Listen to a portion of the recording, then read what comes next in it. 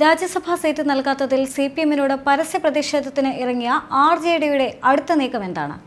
പലപ്പോഴായി നേരിടേണ്ടി വരുന്ന അവഗണനയെ വെട്ടിത്തുറന്ന് പറഞ്ഞ RJD ഒരു മുന്നണി മാറ്റത്തിന് ഒരുങ്ങുകയാണോ? ചെറിയാൻ ഫിലിപ്പിന്റെ മുന്നറിയിപ്പ് UDF-ലേക്കുള്ള ക്ഷണമാണോ? ഇടതുമുന്നണിയുമായി ഇടഞ്ഞു നിൽക്കുന്ന RJD മുന്നോട്ട് വയ്ക്കുന്ന ചോദ്യങ്ങൾ അനവധിയാണ്.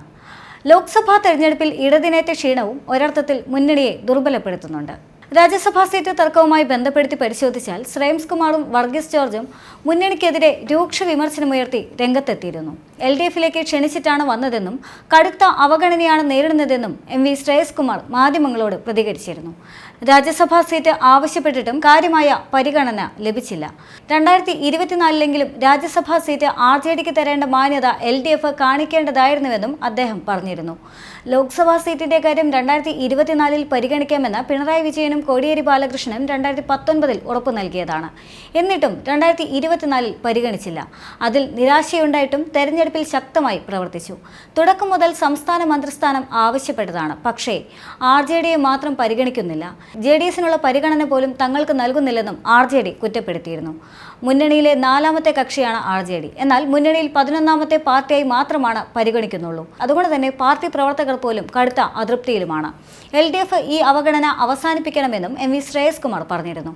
ഒഴിവരുന്ന രാജ്യസഭാ സീറ്റ് തങ്ങൾക്ക് നൽകണമെന്ന് RJD LDF-നോട് ആവശ്യപ്പെട്ടിരുന്നതുമാണ്. എന്നാൽ ഈ ആവശ്യം മുന്നണി നിരാകരിക്കുകയായിരുന്നു. കേരള കോൺഗ്രസ് ജോസ് കെ മാണി വിഭാഗത്തിനും CPI-ക്കുമാണ് സീറ്റ് നൽകിയത്.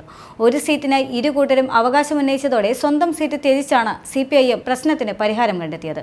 ഇതിന് തൊട്ടു പിന്നാലെയാണ് ഇപ്പോൾ മുന്നണിക്കെതിരെ ശ്രേംസ് കുമാറും രംഗത്തെത്തിയത്. എപ്പോഴും രാജ്യസഭാ സീറ്റ് CPI-ക്ക് നൽകുന്നുവെന്നാണ് വർഗീസ് ജോർജിന്റെ പരാതി വരുന്നത്. ഘടകകക്ഷിയിലെ എല്ലാവർക്കും പരിഗണന കിട്ടണമെന്നും ശ്രേംസ് കുമാറിന്റെ കാലാവധി കഴിഞ്ഞപ്പോഴേക്കും LDF സീറ്റ് CPI-ക്ക് നൽകിയെന്നും വർഗീസ് ജോർജ് വിമർശിച്ചു.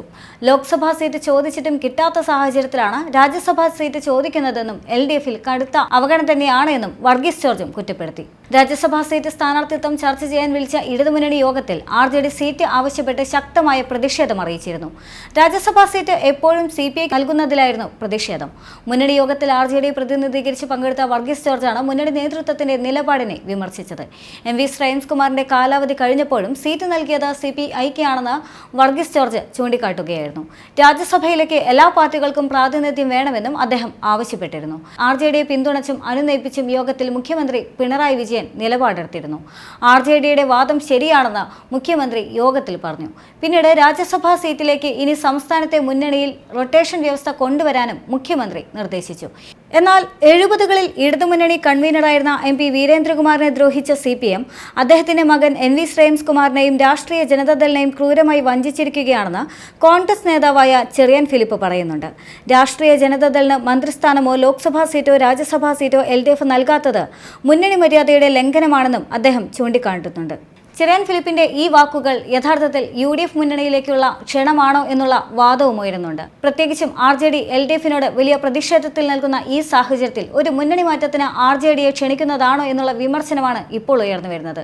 എന്ത് തന്നെയാണെങ്കിലും ഇന്ന് മാധ്യമങ്ങളോട് പ്രതികരിച്ച ശ്രേംസ് കുമാർ പറഞ്ഞത് തങ്ങൾക്ക് ശക്തമായ പ്രതിഷേധം യഥാർത്ഥത്തിൽ ഇടതുമുന്നണിയോടുണ്ട്. എന്നാൽ അതേസമയം തങ്ങൾ യാതൊരു കാരണവശാലും ഒരു മുന്നണി മാറ്റത്തിന് തയ്യാറല്ല എന്നാണ്. കാരണം തങ്ങളുടെ ആശയങ്ങൾ യഥാർത്ഥത്തിൽ ചേർന്ന് നിൽക്കുന്നത് LDF അഥവാ ഇടതുമുന്നണിയോട് തന്നെയാണ് എന്നും അദ്ദേഹം വ്യക്തമാക്കുന്നുണ്ട്.